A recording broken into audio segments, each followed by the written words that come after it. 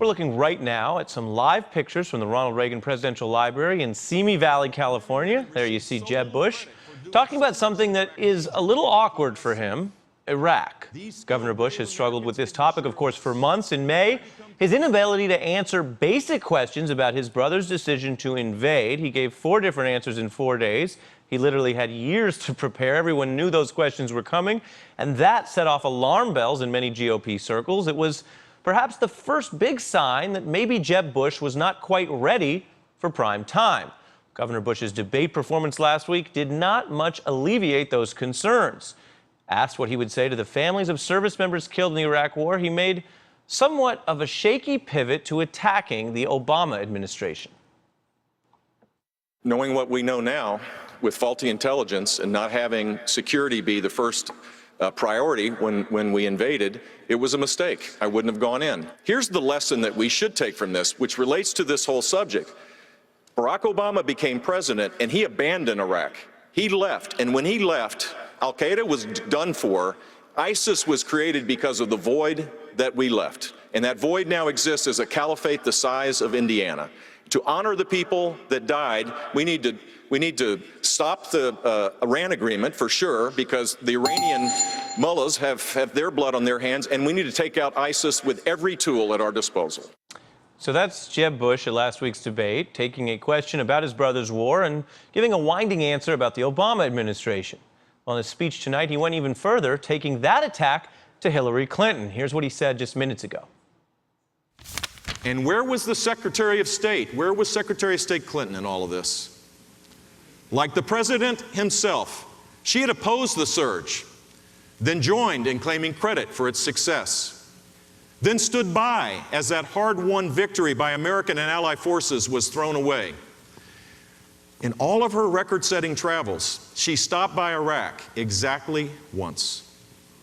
Who can seriously argue that America and our friends are safer today than in 2009, when the President and Secretary Clinton, the storied team of rivals, took office? So eager to be the history makers, they failed to be the peacemakers. It was a... That is from just moments ago tonight. It's a pretty bold move on Bush's part, not only trying to shift the burden of his brother's war onto President Obama's shoulders, who famously opposed that war, but also onto Secretary of State Clinton's, and making it the centerpiece of really the first major attack on Clinton. Now, the Clinton campaign appears to be itching for this fight. Ahead of Jeb Bush's speech tonight, a top Clinton aide argued in a phone call with reporters it was the Bush administration that sent too few troops to Iraq, as many remember. They argue it was the Bush administration that unleashed al-Qaeda there, and the Bush administration that set the withdrawal date for American troops. President Obama and Hillary Clinton both argue that ISIS is actually a direct outgrowth of al-Qaeda in Iraq, which grew out of the U.S. invasion and the vacuum it created.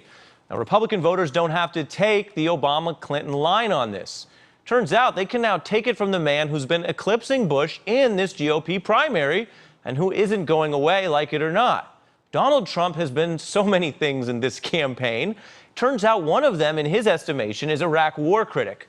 Now, he may not have gotten around to opposing the war until over a year after it started in public, but he's brought that up over and over. He's taken that opposition into this primary, bragging about it at the debate. And earlier this year, he proudly posted an article from 2004, quoting him saying, quote, "Does anybody really believe Iraq is going to be a wonderful democracy? Come on, 2 minutes after we leave, there's going to be a revolution and the meanest, toughest, smartest, most vicious guy will take over." Now that was 2004. Jeb Bush making the argument that the Iraq clock has to only start in 2009, and thus President Obama mismanaged everything from there out. But not only are President Obama and Hillary Clinton challenging that narrative in this presidential campaign, saying the clock started long before, but now the putative frontrunner in the GOP primary is saying something similar. Jeb Bush has been struggling with the legacy of his brother's war for months, and it doesn't look like that struggle is going to get any easier.